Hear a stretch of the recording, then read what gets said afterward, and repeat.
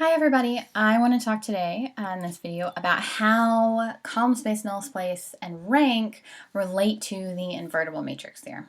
Alright, so let's remember the invertible matrix theorem applies to n by n matrices, right? And it lists all of these equivalent conditions. So A is invertible, A transpose is invertible, the columns of A are linearly independent, determinant of A is not zero, and lots of other things. All right, so let's think about how rank, column space, and null space fit into this. So let's think about an n by n invertible matrix, and here's an example of one.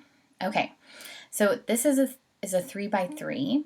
Okay, and if we look at the column space of A, right, the column space of A, there's 3 pivots.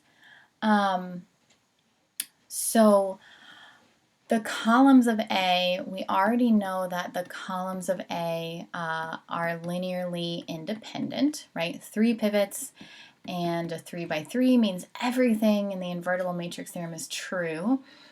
We also know that if everything is true, then the columns of A span Rn, but that is exactly what we need for a basis. So a new statement is that the columns of A are a basis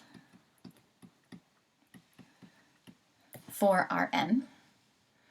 And then the columns of A are also a basis for the column space. Okay, so we can talk about dimension of the column space is the number of pivots, which is n. We can talk about the rank of A, also the number of pivots, which is n. Let's think about dimension of the null space. So if we were in class, I would ask you, how do we find dimension of the null space? And you would think about it and you would say, it's the number of free variables. And I would say, great, you are totally right. How many free variables do we have? If we're in the invertible matrix theorem and everything is true, well, we don't have any free variables, so the dimension is 0. Okay, great. So let's think about this a little more. And let's remember what type of space had dimension 0. Well, just the 0 vector. Remember, that's going to be, that 0 vector is the only solution to AX equals 0. When you have no free variables, you have only the trivial solution. So only that trivial solution is in the null space. All right, and let's see one more that we're going to add. The column space of A is going to be equal to Rn. So we've got 1, 2, 3, 4, 5, 6 new statements relating rank, column space, and null space to the invertible matrix theorem. All right, let's go ahead while we're at it and do an example here.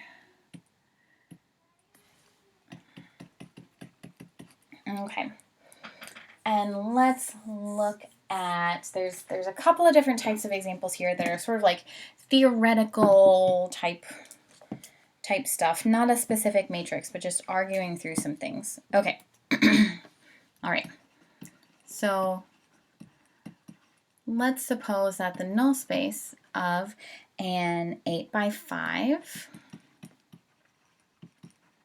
matrix is 2-dimensional.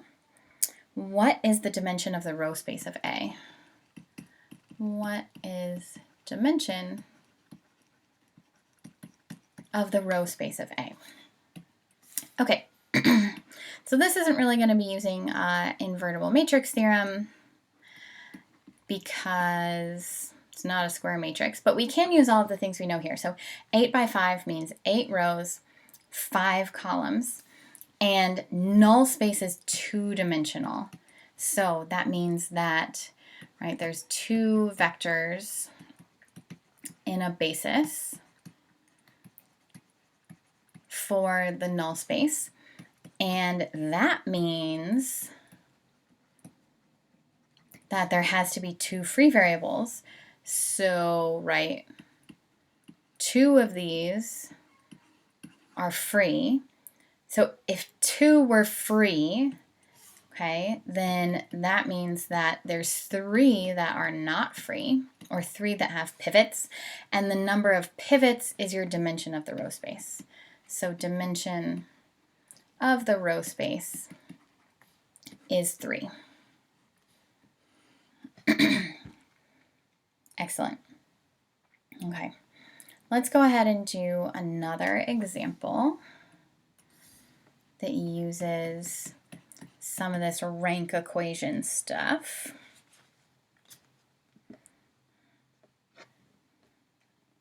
Okay. Let's see. So let's suppose we have, okay, solutions of a homogeneous system of 6 linear equations. Let's 5 linear equations. I was looking at the wrong one. 5 linear equations in 6 unknowns are all multiples of one non-zero solution. Okay. Will the system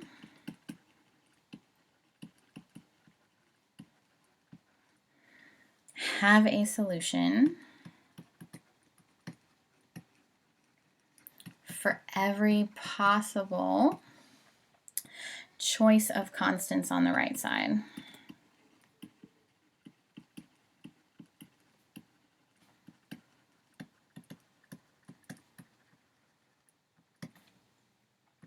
Okay. And of course we have to justify. All right. So this one doesn't even give us a matrix, but we have enough information to figure out information about the matrix. Okay. Homogeneous system means that we can write it like this. 5 equations, okay, means that A is going to have 5 rows. 6 unknowns means that A is going to have 6 variables, right? So we've got 5 rows and we have 6 columns. All right. And solutions to this are all multiples of a single non-zero solution. So solutions look like, you know, I don't want to use X, we'll say C. C times some vector. Okay, so C times some vector. All right, so what that tells us is that dimension of the null space is equal to 1. Because if you were to solve this system, write out all of the solutions in parametric vector form, they would look like this, and that vector gives you dimension of the null space, or gives you a basis for the null space. There's only one there. Okay, so there is one free variable. All right, so that tells us that there's one free variable. And then the rank equation, right, tells us that number of pivots plus number of free variables is equal to the number of columns. And so for us, that is the number of free variables is 1. The number of columns is 6. So the number of pivots has to be 5. Okay, great. So what does that tell us, and what are we trying to show? So will the system have a solution for every possible choice of constants on the right side? So what we're wondering is, if instead of 0 we put just any random vector over here, Does this always have a solution? Is it always consistent? And how do you tell if a system is inconsistent? You row reduce and you figure out where the pivots are. And the only way it's going to be inconsistent, right, is if that matrix A has a row of zeros. Okay, but for us, we have 5 pivots and we have 5 rows. Okay, so 5 pivots and 5 rows tells us that each row has a pivot. So when we row reduce, right, when we get to the reduced echelon form of our augmented matrix, it will not have a row of zeros, or rather it will not have a row of zeros in the A part, we'll say, which tells us that our system is indeed always consistent. It will always have a solution. Great, so that's what we do in the examples like these. You sort of have to parse through the information and sort of figure out what the size of your matrix is. There's always going to be a piece that tells you about something. So dimension of the null space, or the number of pivots, or the number of free variables, or the rank. And you use that, and then this rank equation here to help you figure out information about the other piece that you don't have. All right, and that is it for right now.